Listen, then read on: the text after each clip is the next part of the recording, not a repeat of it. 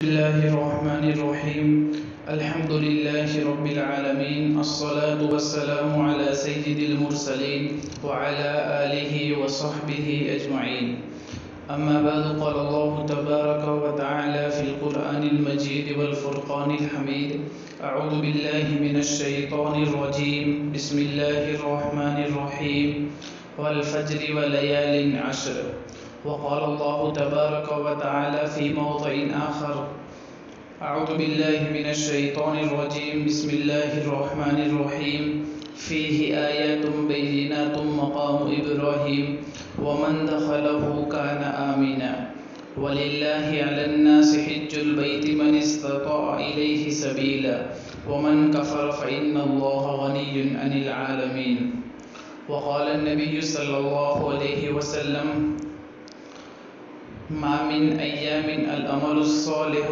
أحب إلى الله تعالى فيهن من هذه الأيام يعني أشهر ذي الحجة صدق الله العظيم وصدق رسوله النبي الكريم ونحن على ذلك لمن الشاهدين والشاكرين والحمد لله على رب العالمين.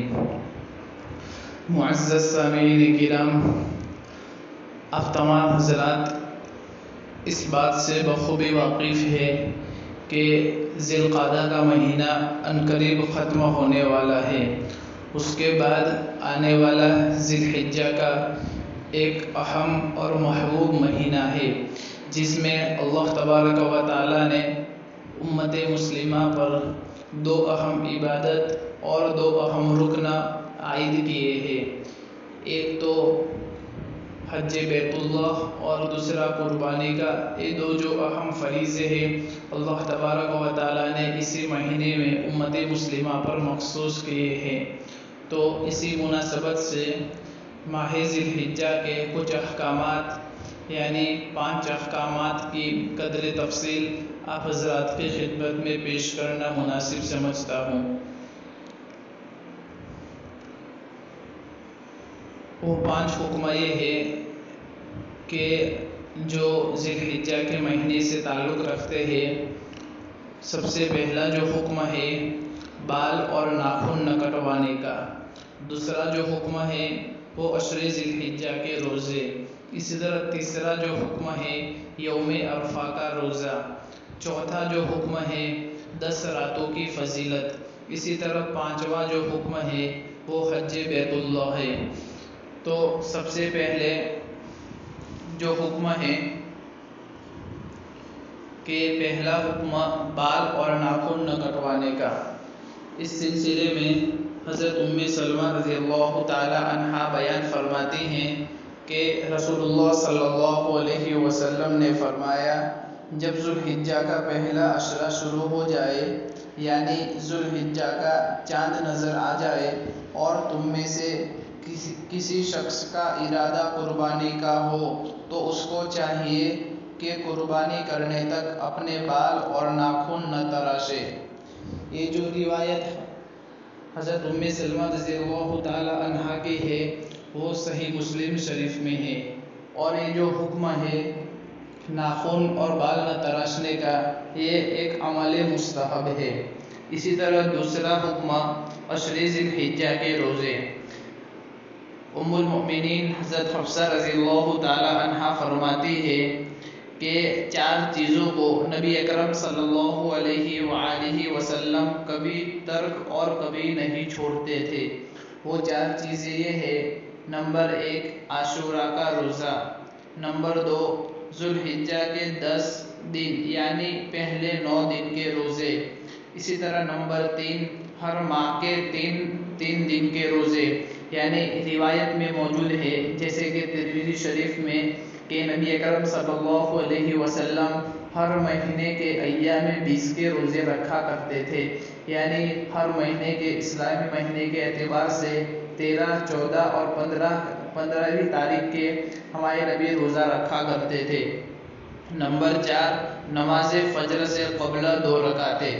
اسی طرح حضرت ابو ہریرہ رضی اللہ تعالی عنہ بیان فرماتے ہیں کہ رسول اللہ صلی اللہ علیہ وسلم نے فرمایا دینوں میں سے کسی دن میں بھی بندے کا عبادت کرنا اللہ تبارک و تعالیٰ کو اتنا محبوب نہیں جتنا عشرہ ذی الحجہ میں محبوب ہے، یعنی ان دنوں کی عبادت اللہ تبارک و تعالیٰ کو دوسرے تمام دنوں سے زیادہ محبوب ہے۔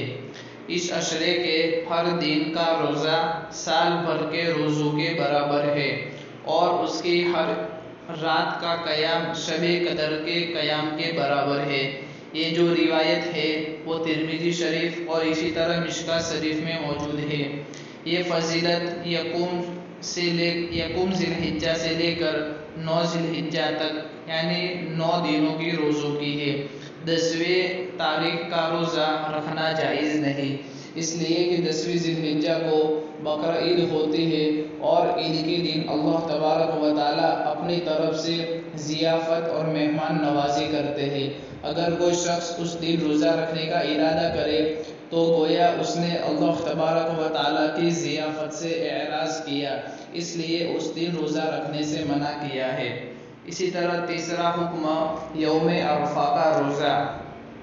اس مہینے کی 9 تاریخ یعنی جس کو یوم العرفہ کہلاتی ہے، کیونکہ حجاج کرام اس دن عرفات کا وقوف کرتے ہیں جو حج کا اہم رکن ہے۔ یوم عرفہ کا روزہ رکھنے کی خاص فضیلت احادیث میں وارد ہوئی ہے۔ حضرت ابو قتادہ رضی اللہ تعالی عنہ بیان فرماتے ہیں کہ رسول اللہ صلی اللہ علیہ وسلم نے فرمایا، عرفہ کے دن کا روزہ میں اللہ تبارک و تعالیٰ سے امید رکھتا ہوں کہ اس کے بعد والے سال اور پہلے والے سال کے گناہوں کا کفارہ ہو جائے گا۔ یہ روایت بھی ترمذی شریف میں موجود ہے۔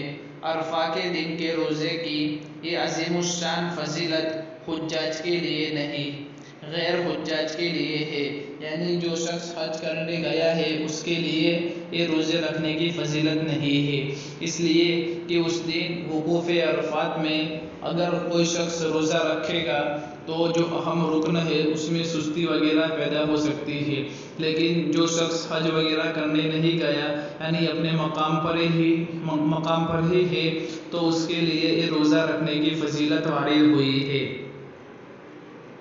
اسی طرح چوتھا حکم 10 راتوں کی فضیلت۔ جیسے کہ اوپر بیان کیا گیا کہ اس مبارک مہینے کی پہلی 10 راتوں میں عبادت شب قدر کی طرح فضیلت والی ہے۔ اللہ تبارک و تعالیٰ نے قرآن پاک میں ان 10 راتوں کی قسم کھائی ہے، جیسے کہ ارشاد باری تعالیٰ ہے والفجر ولیال عشر، یعنی فجر کی قسم اور 10 راتوں کی قسم۔ تو اس صورت کے تحت تفسیر جلالین میں لکھا ہوا ہے کہ جس سے مراد 10 راتیں ذی الحجہ کی مراد ہے، تفسیر جلالین میں موجود ہے۔ اسی طرح امام قرطبی رحمۃ اللہ علیہ لکھتے ہیں کہ 10 راتوں سے مراد ذی الحجہ کی 10 راتیں مراد ہے، اور یہی قول ابن عباس رضی اللہ تعالی عنہما، اسی طرح ابن زبیر، مجاہد اور بہت سارے خلف اور سلف میں سے بہت ساروں کا یہ قول ہے، جیسے کہ تفسیر قرطبی میں موجود ہے۔ الغرض اکثر مفسرین کے نزدیک اس آیت مبارکہ میں جن 10 راتوں کی قسم کھائی گئی ہے وہ ذی الحجہ کی پہلی 10 راتیں ہیں، بس اس سے ان راتوں کی فضیلت معلوم ہوتی ہے، چنانچہ ان راتوں میں عبادت کا اور گناہوں سے بچنے کا خاص اہتمام کیا جائے۔ اسی طرح 5واں حکم حج بیت اللہ ہے، یعنی حج اسلام کا ایک محکم اور قطعی فرائض میں سے ایک اہم فریضہ ہے، اور اسلام کی 5 بنیادوں میں سے ایک اہم بنیاد ہے۔ حج بیت اللہ کی فرضیت کا اعلان قرآن پاک میں ان الفاظ میں فرمایا ہے، اور لوگوں پر اللہ تبارک و تعالیٰ کا حق یعنی فرض ہے کہ جو اس گھر تک جانے کی استطاعت اور طاقت رکھتا ہے وہ اس کا حج کرے، اور جو اس حکم کی تعمیل نہ کرے گا تو اللہ تبارک و تعالیٰ بھی اہل عالم سے بے نیاز ہے۔ حج بیت اللہ کے بے شمار فضائل وارد ہوئے ہیں، جبکہ فرض ہونے کے باوجود اسے ادا کرنے میں سستی کرنا بڑا گناہ اور وبال ہے۔ چنانچہ حضور صلی اللہ علیہ وسلم کا فرمان ہے، جس کے پاس سفر کا سامان ہو اور اس کو سواری میسر ہو جو بیت اللہ تک اس کو پہنچا سکے اور پھر بھی وہ حج نہ کرے تو کوئی فرق نہیں ہے کہ وہ یہودی ہو کر مرے یا نصرانی ہو کر۔ دیکھیے کتنی سخت وعید ہے کہ استطاعت اور طاقت کے باوجود حج نہ کرنے والا نعوذ باللہ العیاذ باللہ یہودیت اور نصرانیت پر مرتا ہے۔ حج بیت اللہ اسلام کے خاص شعائر میں سے ہے، بس مسلمانوں کو نہیں چاہیے کہ وہ پیسہ بڑھانے، جائیداد بچانے اور زیورات بچا بچا کر رکھنے میں لگے رہے اور حج سے محروم رہے۔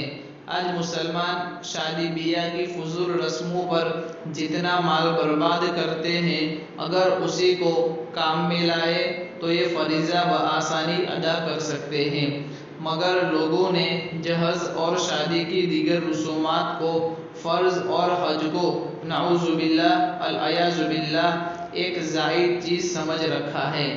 اللہ تبارک و تعالی مسلمانوں کو اس فریضے کا ذوق و شوق نصیب فرمائے، آمین۔ وآخر دعوانا ان الحمد للہ رب العالمین۔